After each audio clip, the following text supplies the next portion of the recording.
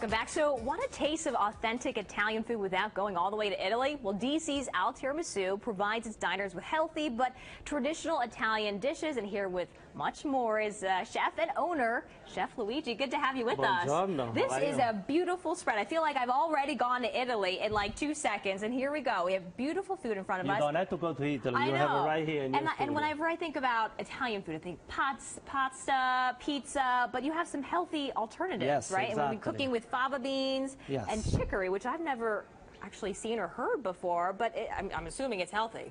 Absolutely. Yeah. Actually, what I'm going to present you today, it's a beautiful, healthy, end of the summer recipe. Okay. It is fava and cicoria, Okay. which means fava beans and chicory. And as you say here, I have a beautiful basket of today we have the tenderloin. Also can be substituted with a sweet charge or any kind of kale. Okay. Okay. And you're going to tell us how to prepare it all, yes, right? the fava beans, before we start, I wanted to make sure that they are rich of fiber and rich of protein. So we don't have to have the meat to have all the nice and protein that we need. Obviously, we find on the market like here, like this one. And so those are fava beans? Yes, those are the fava beans. They've already been cleaned.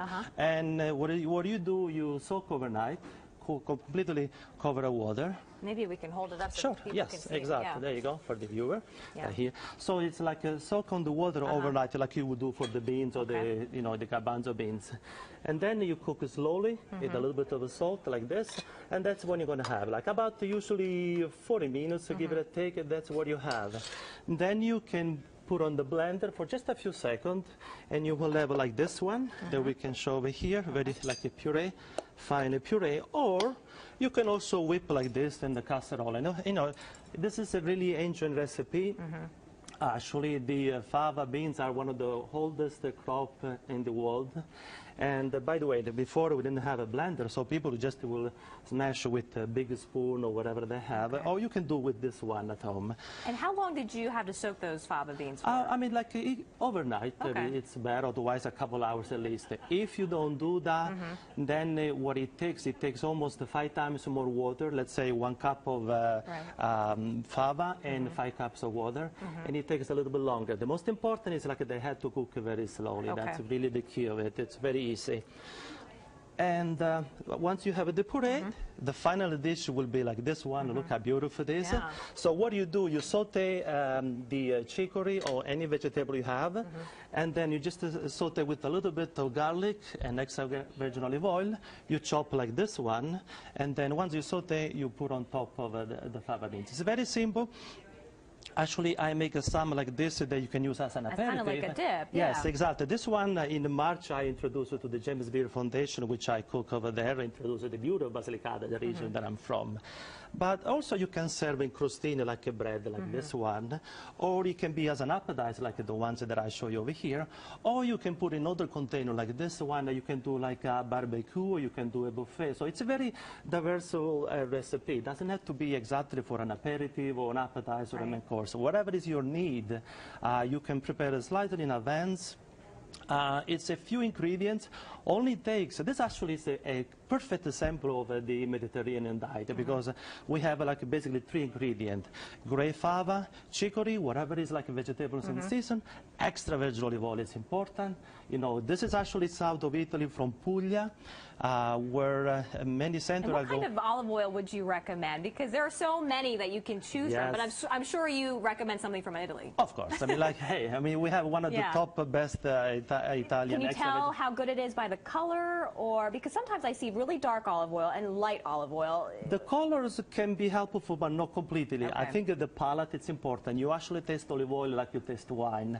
Basically, when you look in the gray olive oil, it's like the flavor of walnuts, not too ripe, like almost sour, basil and rosemary. Those are the 3 ingredients that you look in the gray olive oil.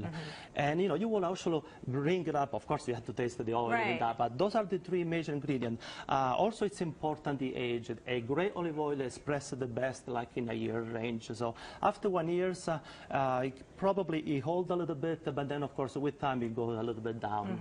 And that's basically what it is, like to touch of really nice extra vegetable And olive going oil. back to the fava beans, can you buy canned fava beans and use those instead? Yeah. I mean, obviously, Yeah. when they're dry, they're more natural. You actually work a little bit in the kitchen. It's much better. It gives you more result. But of course, you can use also the can. If And you have some other beans here that, if you say that you can't find fava beans, you can use another alternative. Fava beans, like I think the first substitute will be the garbanzo beans. This one over If here. you could hold it up. So these are garbanzo beans, like chickpeas, I guess? Exactly. Yeah, chickpeas. Exactly. And then these are fava beans. Those are the ones that we made over here.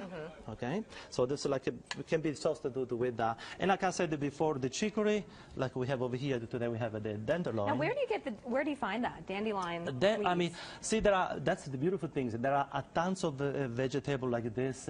They come like all years along. Mostly in the fall and the spring, that's the best time for them. So that's why now it's like at the end of the summer, we'll be able to have more and more of this. And what is this dish? I know we talked about fava beans, but this doesn't look like fava beans. No, those are actually orecchiette, which they also have. You included See, that. yeah, that's a pasta. Remember, we have like a light and healthy, which they also contains a lot of vegetables sauté. Here we have the sweet charge instead of, and a little bit of crab meat, which actually the original recipe in the area. This is from Puglia. All these things over here, they're from Puglia. Is that where you're from? Close to Close to it, Basilicata. okay. Yes. But we share a lot of recipe, a lot of tradition from that region.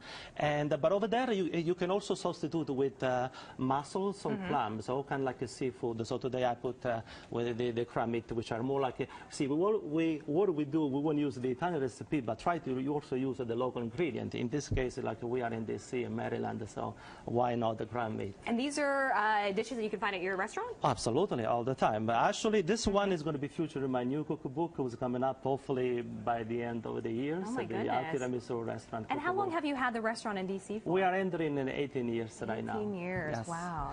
Do you want to taste it? You want to help let's me out do to it. do something? Okay, why don't you have it? This is like the Belgian endive as an aperitif. So this has the fava beans in Yes. there. Okay. Hold on, we should probably put a little bit of olive oil. Ecco qua, benissimo. Bellissimo. Very nice in this over here. See, get a little bit of sour Very over the healthy, Belgian but it endive has a lot of as an flavor. aperitif, and you can put on top of the vegetables like the dandelion and the other vegetables. All right. Chef Luigi, this is delicious. I'm going to keep eating.